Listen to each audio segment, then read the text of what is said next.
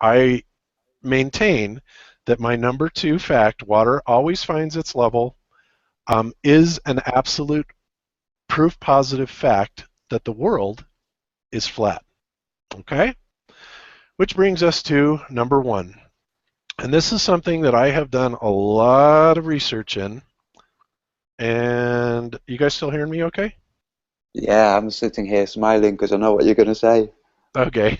I'm just making sure. All right. Number 1. The number 1 reason. Here it is. Gyroscopes prove unequivocally, beyond any doubt whatsoever, 2 things actually. 1, that there is no curvature of the Earth, and 2, that there is no motion to the Earth. Now I'm all ready for all of the, backlash and all the stuff like that. And in fact, one of the first people I'm going to go on is there is this wonderful video done in total ignorance by Lord Stephen Christ, who comes on and he says, well, got news for you guys. Gyroscopes have this thing called Schuler tuning on them. And it is because of this Schuler tuning that it proves beyond any doubt whatsoever that the Earth is, of course, concave. That would be his take on it. Not only does it not prove that it's not concave, it also proves that it's not convex either. Because Stephen Christ, for being the imaginative lord that he is, obviously has never bothered to read any further about what Schuler tuning actually is and how it is actually applied. I'm going to explain that and elaborate a little bit on this for you guys so that we can kind of dispel the Schuler tuning myth. Now, I did cover this 2 or 3 weeks ago already, and granted, I had never heard of it before. And even being a pilot for 35 years, I had never heard of it before. Even working in radio shops, right along people that had airframe and power plant licenses that were working on avionics and aircraft radio, still never had come across it. Why? Because it's basically a fantasy. Here's the deal with Schuler tuning. Schuler tuning describes a procedure to affect an inertial navigation system to compensate for a theoretical curvature of the Earth. Of all the navigation systems I have seen or asked others about that work in the industry, this modification seems to be conspicuously not used. Okay? Now, let's look at what Wiki says about Schuler tuning. All right? So it says Schuler tuning is a modification to the electronic control system used in inertial navigation systems. Now, this is important right here, and we'll address this in a second. That accounts for the curvature of the Earth. Okay? An inertial navigation system used in submarines, ships, aircraft, and other vehicles to keep track of position determines directions with respect to 3 axes pointing northeast and down to detect To detect a vehicle's orientation, the system contains an inertial platform mounted on gimbals with gyroscopes that keep it pointing in a fixed orientation in space. However, the directions northeast and down change as the vehicle moves on the curved surface of the Earth. Schuler tuning describes the modifications necessary to an inertial navigation system to keep the inertial platform always pointing northeast, south, down, yada, yada, yada. Okay, well, first of all, we have to look and say, okay, well, what's the inertial navigation system? Okay, so we look at that. So an INS is a navigation aid that uses a computer, first and foremost, and that is also huge.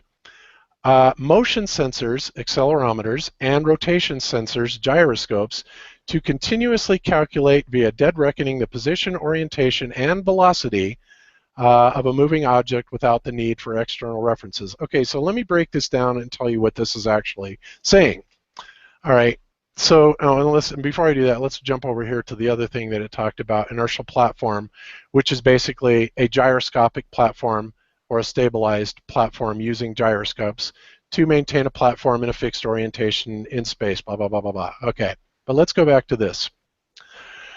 So what they're talking about here is Schuler tuning is a system that describes modification to an inertial navigation system, which, first of all, an inertial navigation system, as we have already described, requires the use of a computer. All right. Well, that, first of all, should raise a lot of red flags to anybody that was a pilot before 25 years ago, which would be me, and many, many other people on the Earth. And the reason being is because we were not using computers in our aircraft, at that time or any time since the Wright brothers, to compensate for the curvature of the Earth. It's utterly nonsense. Okay, so what it's doing, what they're saying is that this modification brought about by Schuler turning, which is using a computer to affect a navigation system. Now, first of all, let me tell you what the navigation system is that they're describing. These navigation systems are not in use in most aircraft today. They are in use in a large amount of the airliners, but as far as to the total percentage of all aircraft on Earth, not even a drop in the bucket, okay? So what this is saying is that the inertial navigation system, which would be a complete autopiloting system, which would allow you to take off, fly your route, do your landing, all that stuff, all by computer control automatically. It is the Schuler tuning that is a procedure that describes how to modify an already existing internal navigation system to compensate for the curvature of the Earth, whether it be from GPS data, which, by the way, is not existent for that particular function, or some other methodology, which there is another methodology, and I'll talk about that in a little bit. But the bottom line is it's talking about modifying an existing navigation system that would be of the high order of technology anyway, that never even existed before 25, 30 years ago.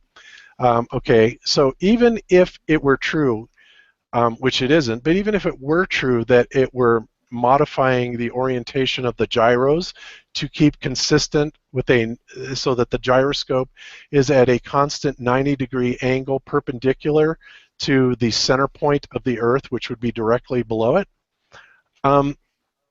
there is no way to necessarily do this. And I can tell you that all navigation systems, that are not navigation systems, but navigation equipment that most airplanes use, which is a gyroscope for your artificial horizon, for your turn and slip indicator, for your rate of climb, all of those are based on straight up gyroscopes with absolutely no modification to them to change any orientation to the gyro itself to compensate for gravity or for the curvature of the Earth, because the whole idea is to keep the gyroscope plane at a perfect 90-degree angle to the spot that's directly below you that goes all the way to the center of the Earth. Okay, so first of all, Schuler turning is not even used in the majority of these systems. Now, another thing that they will talk about is there's another type of gyro that is fairly new, not hugely new, but that uses, instead of electric motors to power up the flywheel on the gyroscope, it uses vanes and air pressure. Okay, so another model that came up, and I was discussing this with Curious Life of a Flat Earther, that he caught a lot of rebuttal on, was these vanes that are supposedly in the bottom. Not supposedly, they actually are there, I will admit that, at the bottom of the gyroscopic structure that take the air that is blown across the vanes that spin the gyro, and according to gravity, or the orientation of the plane, it will open one of 4 air gates to be able to discharge the air that is spinning up the gyro. Well, that's all great. Now, first of all, like I said, this is something that's relatively new. Before that, they simply used electric motors to spin up the gyros. However, there are magnetic fields and other things that can cause problems with that, even though they work well for the most part. This air drive is supposedly a better system. So great. But what they're saying then is that if you modify the aircraft, okay, its trajectory or its angle, that what will happen is that the gyro will stay rigid in space, because that's what gyros do. They stay rigid in space no matter what the orientation of the plane is around it, okay? But they're saying that when you go into like a 60-degree turn, for example, the gyroscope is going to stay rigid in space, but because the air vane that is discharging the air that is spinning up the gyro is kind of at the sump of the gyroscopic mechanism, that it will open one of 4 corresponding gates, one for each direction, northeast, southwest, and it will kind of force the line of gravity so that the gyroscope goes back to a perfect 90-degree perpendicular line to an imaginary line that goes down to the center of the Earth. Well, first of all, that's silly, because if you could do that simply by blowing air across some sort of a gate, you've got to take into consideration a million other factors, like what is the resistance of that gate to the air? In other words, what if it's sticky? How much air is actually going across it? You have surface contacts. You have a million things that have to be taken into consideration. But as far as it making any type of precision adjustment, that's simply impossible. What it actually does, what these air gates actually do, is they act as a dampening system. There are 2 mechanisms in a gyro that prevents it from spinning around in circles, and that is, if you're in an aerobatics plane and you do a roll or a loop or something like that, obviously the cage would be rotating all the way around the gyroscope, and it would cause everything to kind of run amok. But what they do is they put limits in on the gimbals that hold the gyroscope, so that once you go past 60 or 70 degrees, something like that, or maybe even more, there's a mechanical lock there that prevents it from going any further. Okay, now what the air pressure does going through those relief gates at the bottom, those discharge gates, is it acts more of a dampening mechanism, so that you don't have such a wildly gyrating artificial horizon when you've come out of some sort of a high-speed maneuver that requires a lot of banking or hard turning or something like that. So the bottom line is that neither the air vanes at the bottom of the air-driven gyroscopes used to exist in the past. They were all motor-driven. And secondly, the computers to drive inertial navigation systems are only something that, in the past few decades that have come about to even be able to allow an airplane to be computer controlled. And so what happened to the 60 or 70 years before that, when pilots were flying international flights, yada, yada, yada? In other words, the whole idea of the Schuler tuning of a navigation system that hasn't existed except for the last few decades is utter bullshit.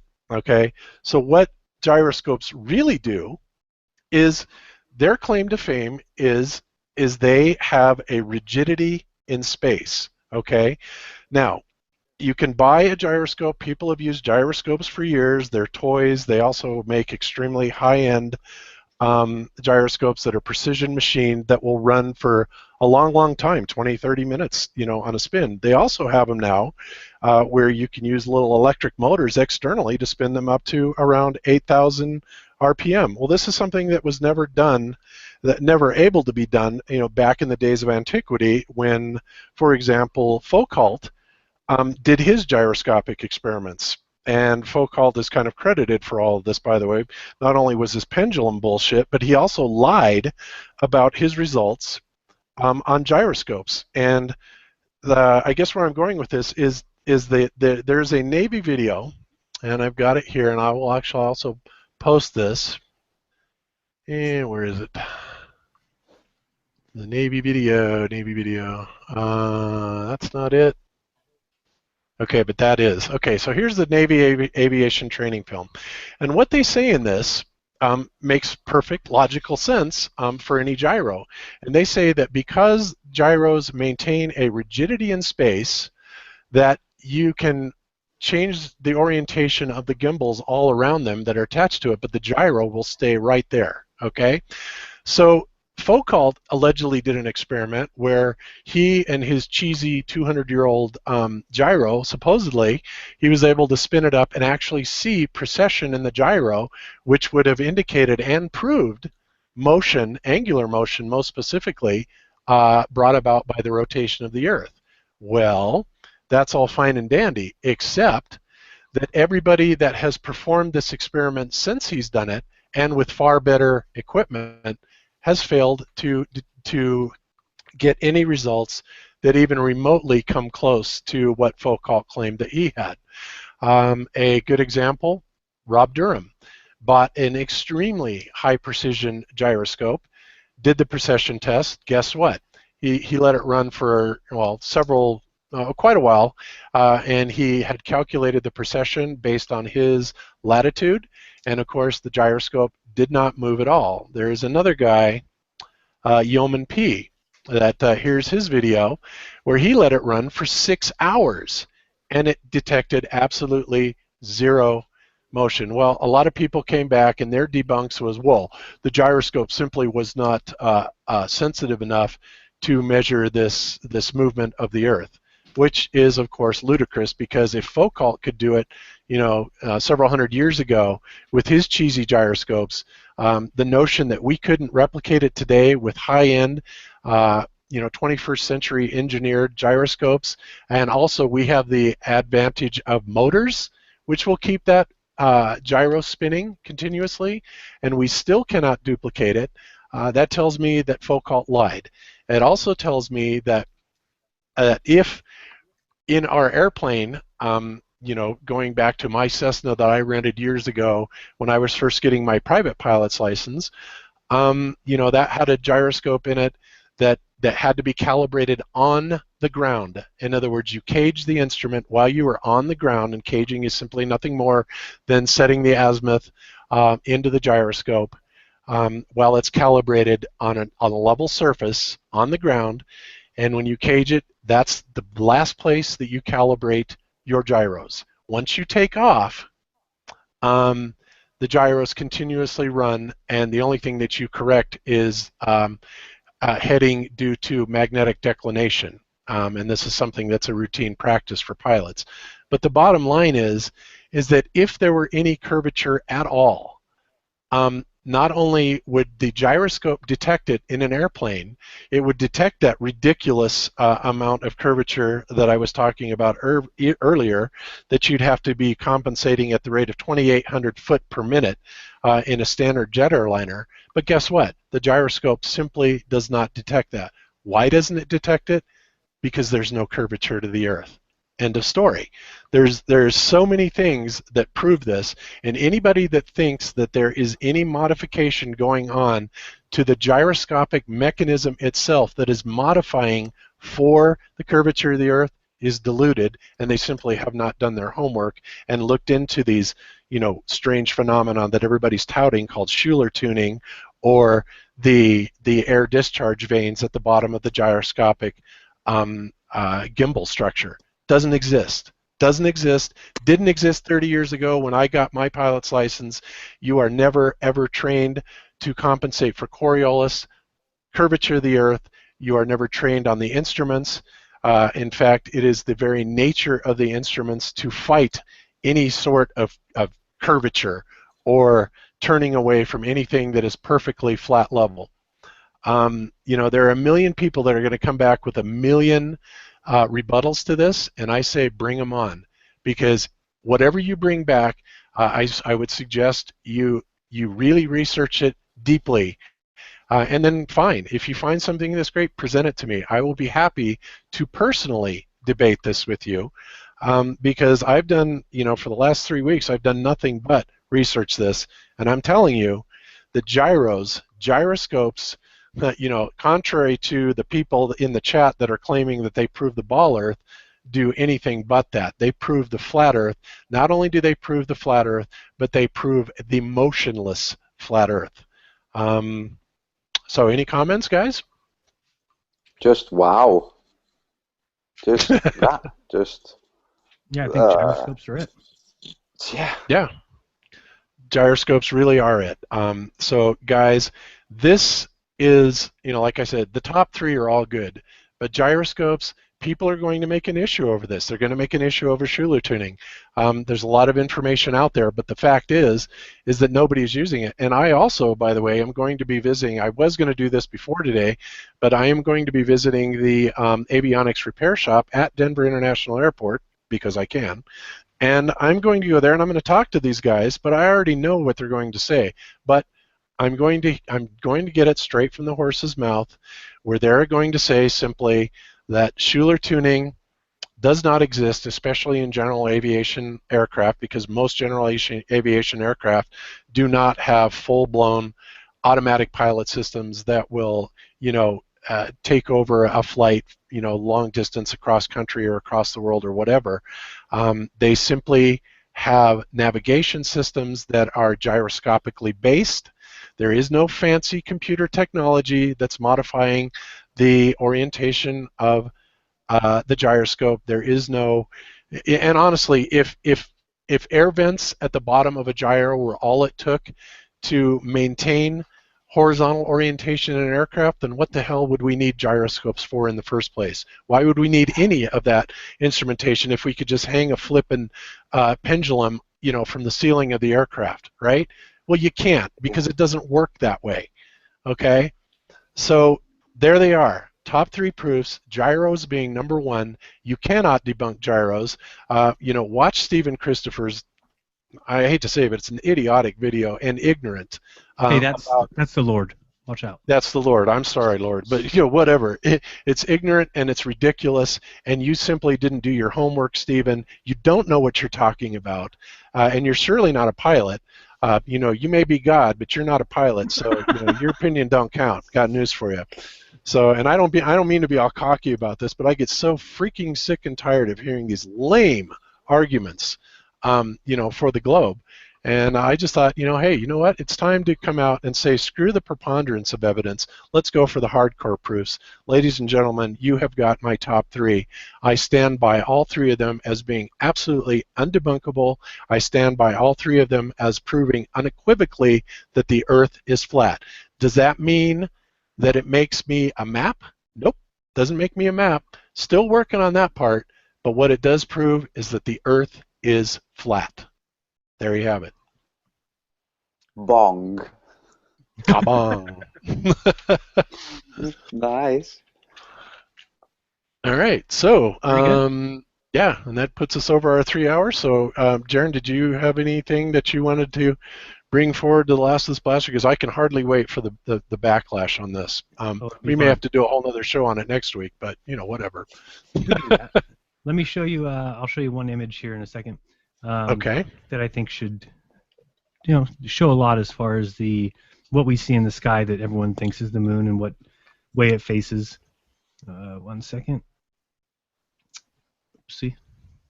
And I would just say the only thing I know it's not really proof, but I'm still waiting for somebody to get back to me on how exactly you can test for the vacuum of space on Earth. How can we test anything? They're making satellites, they're making rockets, and they just know what space is like, even though you cannot replicate that on Earth. You have a vacuum chamber with a ceiling and floors and walls, which is nothing like the vacuum of space. So I still don't understand how it can ever be tested at all. So that's one thing. Yep. Let me show you this picture.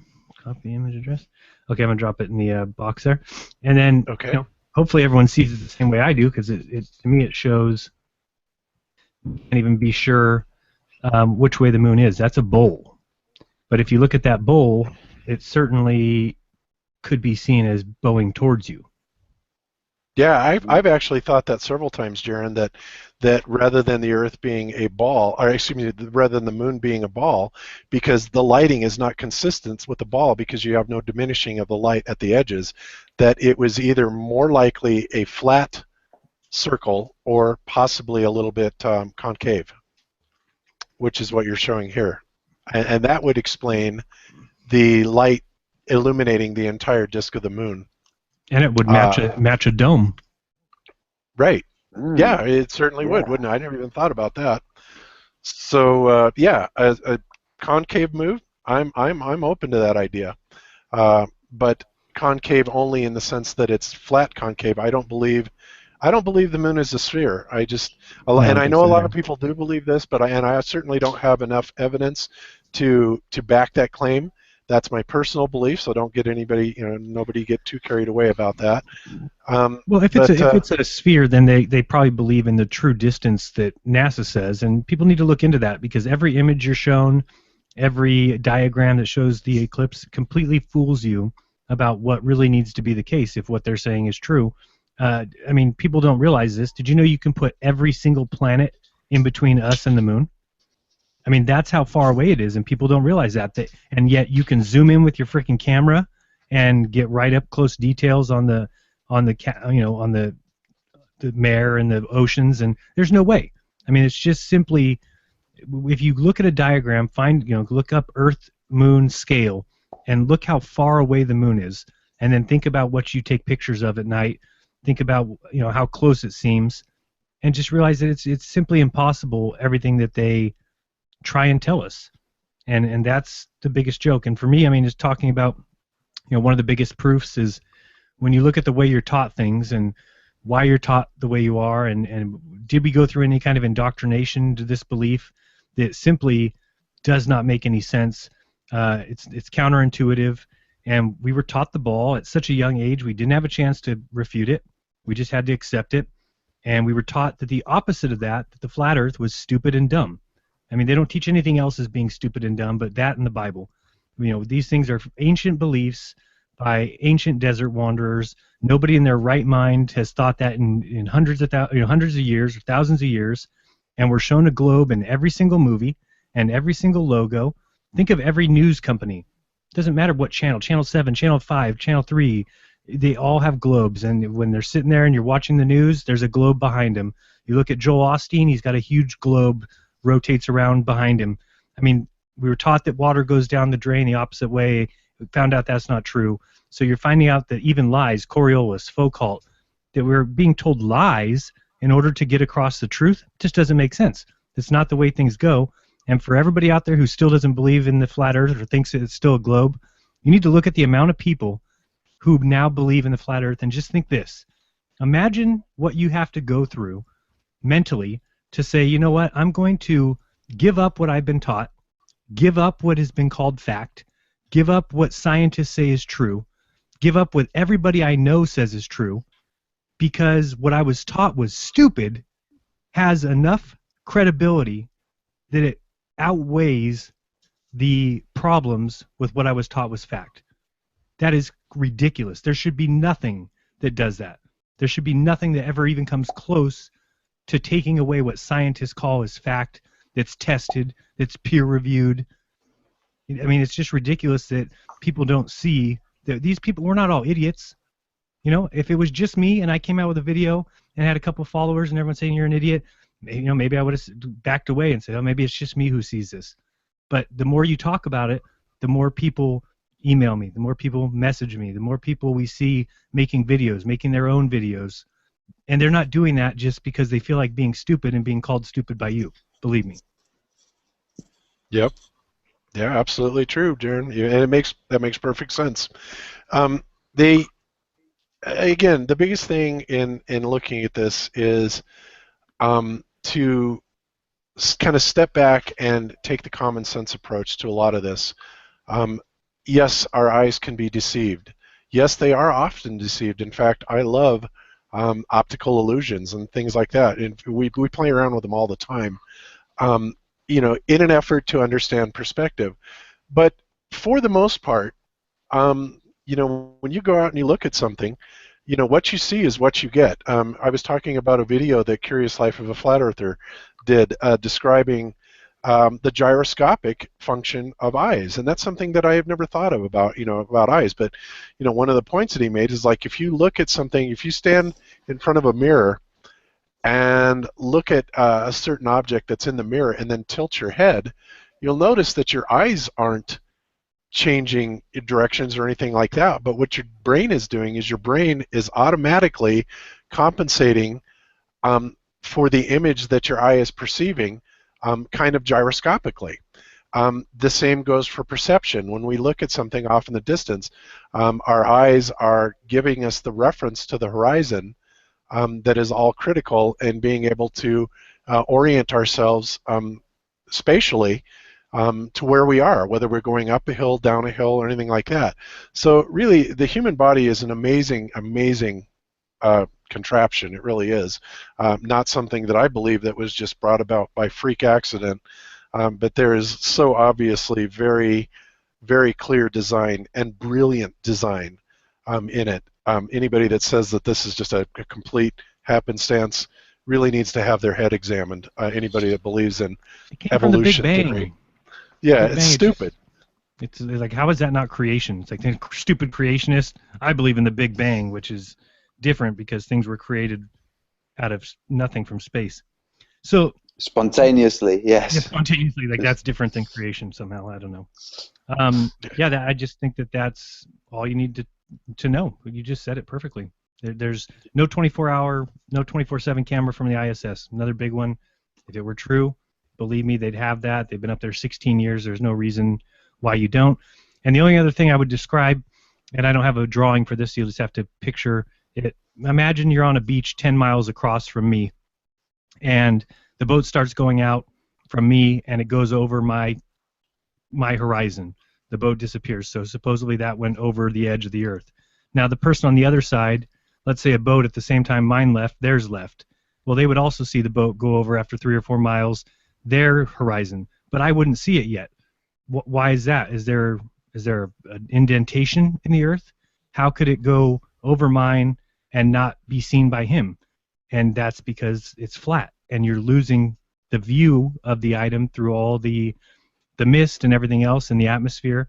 You're losing it, and as far as why you see it go below the water line, we've seen that a million times. It's simply swell, which doesn't mean that water doesn't lie flat because it's moving. It's not curving around a ball. It's simply kind of going back and forth with the waves, and you see the water get higher, which hides the boat behind it.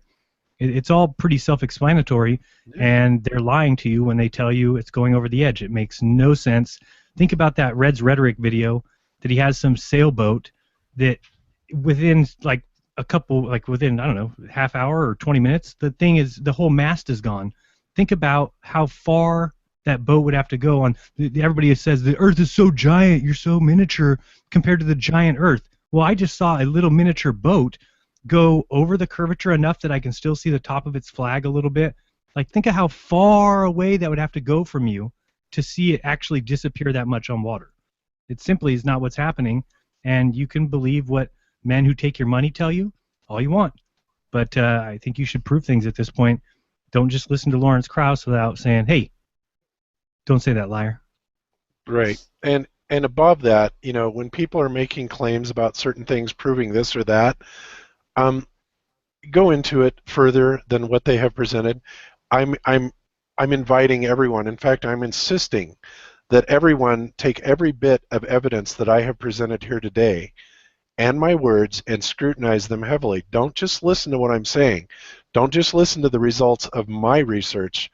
Verify it for yourself. Otherwise, what you're going to do is you're going to go to, Stephen Christ's video here, and you're going to watch this, and you're going to think that just because, Stephen's a smart guy, that he actually knows what the hell he's talking about when it comes to Schuler tuning.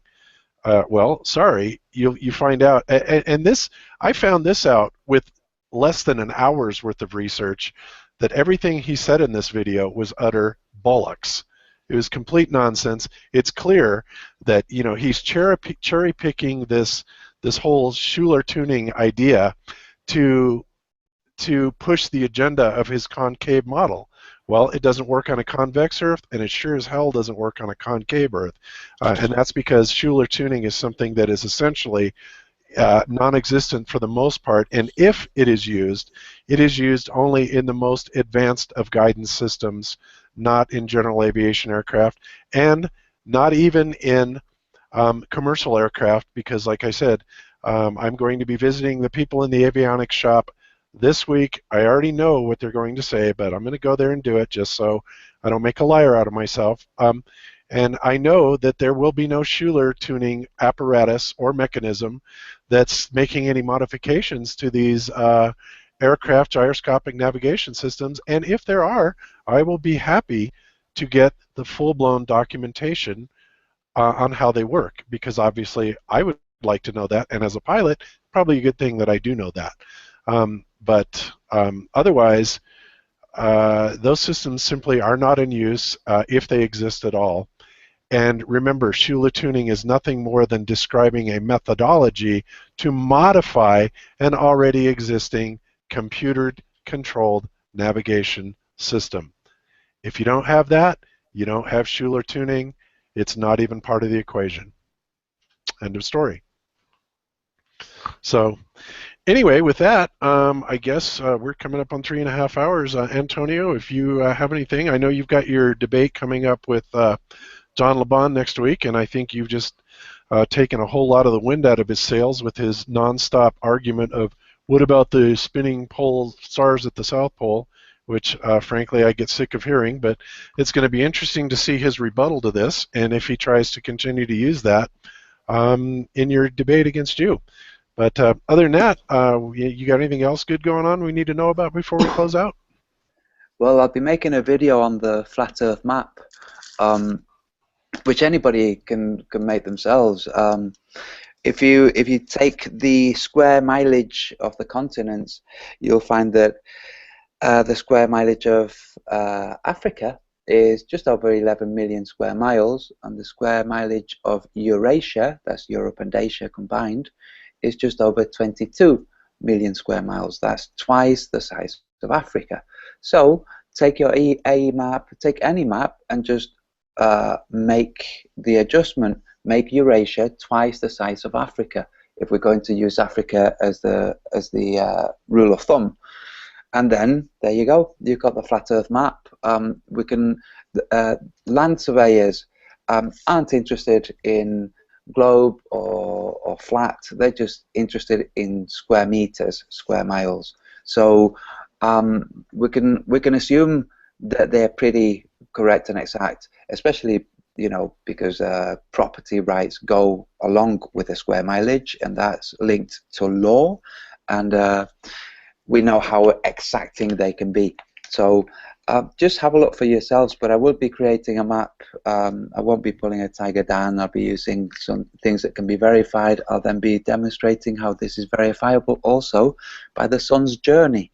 So I will do this before the JLB debate so that I can show it on the debate, but I thought that I was going to keep the star trail, star motions secret until JLB, but I thought, no, if I show it today, he has a week to think about it, because I thought if I foisted it on him on the debate, he might say, I haven't had enough time to analyze this, can we move on?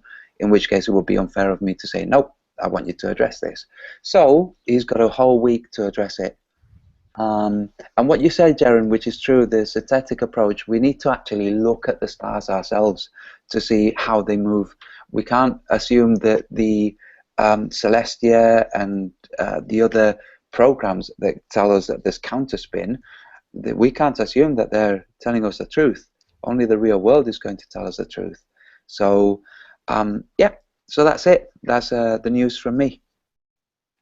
Beautiful. All right. That ought to be interesting. I'll be looking forward to seeing that, and I'll definitely be there in the crowd cheering you on during the debate. But honestly, I don't think you're going to have too much problem, because, frankly, you just kind of took away that John LeBon's his legs to stand on, essentially. Other than that, he doesn't have much. I will give him credit in the middle. He's just stuck. He's stuck in the middle. That's the problem. I find that so ironic that he uses that theme song for "Stuck in the Middle with You" by Steelers Wheel, and and he's kind of oriented himself in the position, that it's not a globe, it's not a flat Earth, it's not a concave Earth, it's not a hollow Earth. So John LeBon just doesn't live anywhere, and the whole notion of acting like he's cute, doubting and debating everything, that has some merit to a degree, but the level that he's taking it to has just turned it into an absolute clown show.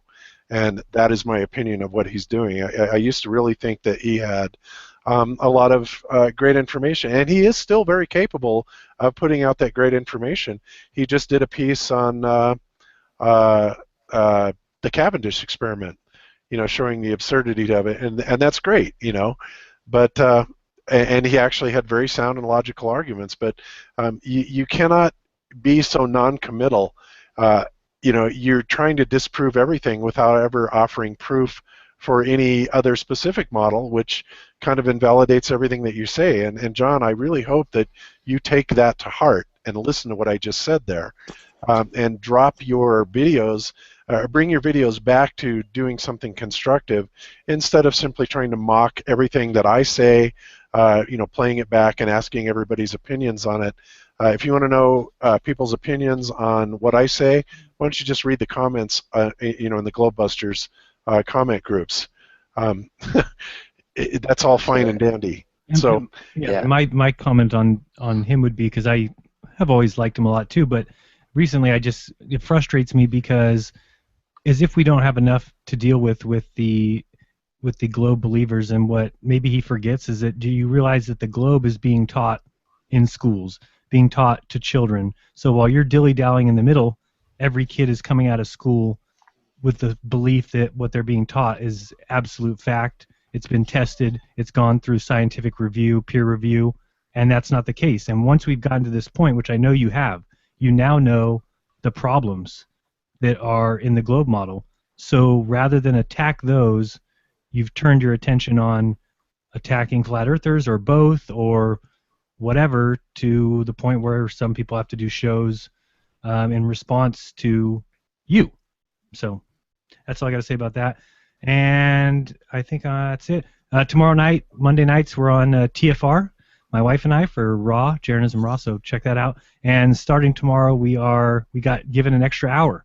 So we're going 9 to midnight Pacific. And there is also a Jeranism Raw YouTube channel.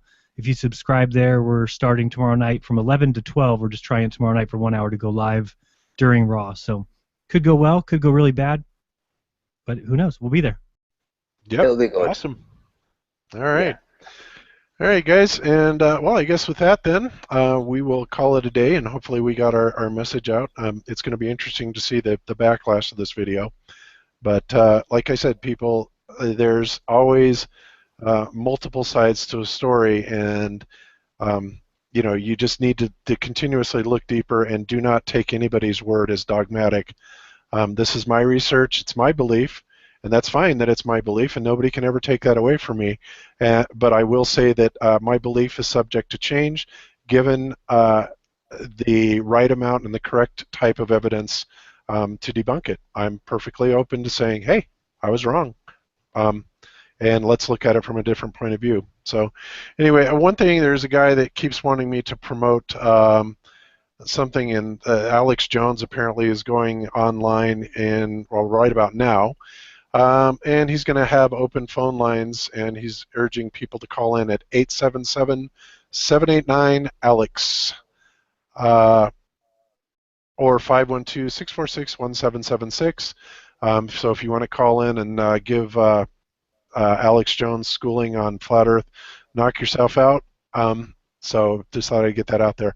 Other than that, that's about all I have. Thanks everybody for joining us this week. We apologize for not having a show last week, but we're very happy that Jaron got his dog back. And of course, as you already know, we took Mother's Day off, and actually had a really good day that day as well. So with that, we're out of here, and we will catch everybody next week. So remember to be good to each other. Don't lie to each other. Open your mind. There is truth inside.